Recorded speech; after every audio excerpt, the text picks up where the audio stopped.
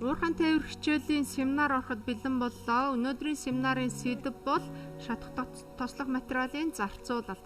За багш нь өмнөх семинар дээр ярьсан тайлбарлсан байгаа техник эдийн засгийн үндслэлийг тооцчиж тухайн уурхайд ашиглагдах авц сонсмолыг эцэслэн сонгоно. Хэдэн ширхгийг сонгох вэ? Ямар төрлийнхийг сонгох вэ гэдгийг бол энэ эдийн засгийн үзүүлэлтийг тооцчиж заавал эцэлж авдгаа гэдгийг багш нь тайлбарлсан байгаа. Тэгэхээр авц сонсмолын хамгийн ашиглалтын хамгийн өндөр зардлыг зарцуулдаг зүйл бол шатах материал, бензин, мөн тослох материалын зарцуулалт байдаг. Тиймээс энэ эдийн засгийн үзүүлэлтэн дээр бол зайлшгүй тооцох шаардлагатай үзүүлэлтийн нэг болж үрж байгаамаа гэсэн үг байна. За мөн өмнөх семинар номер 7 дээр та бүхэн авц сонсмол битүү мөчлөгөөр ажиллах, задгаа мөчлөгөөр ажиллах гэж хоёр өөр тээвэрлэлтийн цэгүүдийн байршлаас хамааралтайгаар ингэж хуваагддгийг та бүхэн мэдсэн байгаа юм. Тэгэхээр шатах тослох материалын зарцуулалтыг олохын тулд тухайн авц сонсмолын гүйлтийг олох шаардлагатай. Хоногт эсвэл ээлжинд цагт гүйх гүйлтийн хэмжээс тооцох шаардлагатай болж байгаамаа. Үүний тулд 8.1 болон 8.2 гэсэн томьёог ашиглаж байгаа гэдгийг та бүхэн ойлгоорой. За ээл ачаата чиглэлийн үеийн замын урт, хоосон чиглэлийн үеийн замын урт. За тэгээд техникийн дааз энд бол авц сонсмолын дундаж дааз өөр төрлийн задгаа мөчлөгөөр ажиллаж байгаа учраас өөр экскаватор дээр очиж ажиллах боломжтой шүү дээ. Тэгэхээр энэ дээр бол өөр дундаж дааз гэдэг ойлголт гарч ирж байгаа юм. За ингээд задгаа юм уу эсвэл битүү мөчлөгөөр ажиллаж байх үеийг нь аль нэгийг сонгогдоод та бүхэн авц сонсмолын ээлжийн гүйлтийг бол бодож гаргана. Ээлжинд тэдэн километр гүйх юм чинь үүн дээр хэдэн хэмжээний шатхуун зарцуулах вэ гэдгийг бол тооцож гаргах боломжтой болж байгаамаа. За уурхайд ажиллаж байгаа авц сонсмолын ээлжин зарцуулах шатах материалын зардлыг бол 8.4 гэсэн томьёогоор тодорхойлж байгаа юм.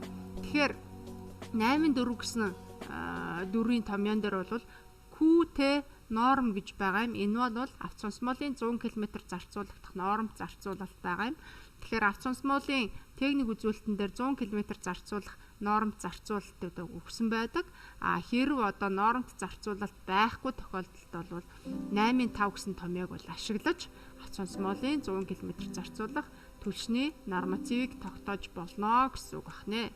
За үүнд авц сонсмолын шатах материалын зарцуулалтанд юу орох вэ гэхээр мөн хэдэн коэффициентуудыг тооцдог. Үүнд бол сэлгээ хийх үед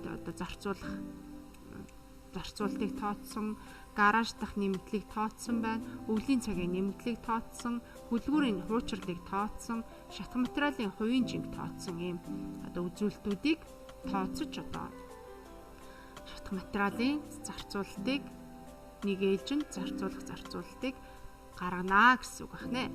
За хэрвээ ээлжинд зарцуулах ингээд тухайн нэг рейс зарцуулах шат материалын зарцуулалтыг тодорхойлсон бол ээлжин зарцуулах зарцуулалтыг бол тооцож үзэж болно.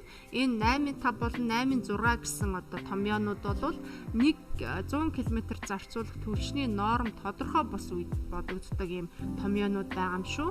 За бүх өгөгдлүүд ойлгомжтой, бүх өгөгдлүүд өмнөх жишээнээс өмнөх бие даалтнуудаас авж байгаа учраас ойлгомжгүй зүйл байхгүй гэж би багш нь бодож байна. За үүн дээр нэг зүйл тайлбарлая. Энд том ааш гэдэг тэмдэглэгээ байна. Энэ уурхайн гүн байна. Уурхайн гүнг яаж тодорхойлох вэ гэдгийг хань багш нь тайлбарлаж өгье. Тэгэхээр нэгдүгээр бие даалтан дээр та бүхэн замын схем өгсөн байгаа.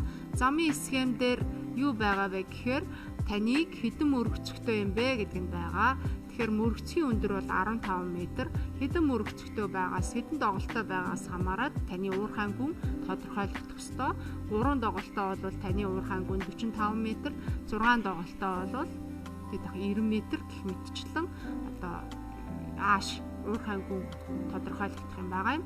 Тээвэрлэлтийн нийт замын урт гэдэг маань юу хэлж байна гэвэл тухайн авц сонсмолын ачаата болон хоосон чиглэлд явж байгаа нийт замын урт.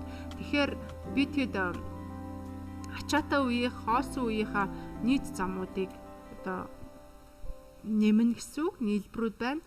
Тухайлах юм бол нэгдүгээр бие даалтан дээр бодсон ээл уурхай гэдэг замыг хоёроор үржүүлэхэд бол энэ тээвэрлэлтийн нийт замын урт маань гарч ирэх боломжтой болж байгаа гэсэн үг байна. За авц сонсмолын бүтээгдэхүүний коэффициент буюу КТ бол авц сонсмолын өөрийн массыг одоо техникийн даацад харьцуулсан харьцаагаар тодорхойлогдож байгаа коэффициент байгаа. За энд бол 765 гэдэг томьёо бол эталон тоо байгаа шүү. Энд бол энийг өөрчлөх шаардлагагүй тогтмол тоо байгаамаа. За ингээд туслах материалын зарцуулалт нь шатах материалын 5-аас 8% гэж тооцож үзэж болдог. Тэгэхээр ээлжин зарцуулах 100 тонн одоо 100 литр авцус түүж зарцуулна гэж үзвэл авцус мол маань 100 литрийг зарцуулна гэж үзвэл шатах материалын туслах материалын зардал маань бол ойролцоогоор 5-аас 8 литр байна.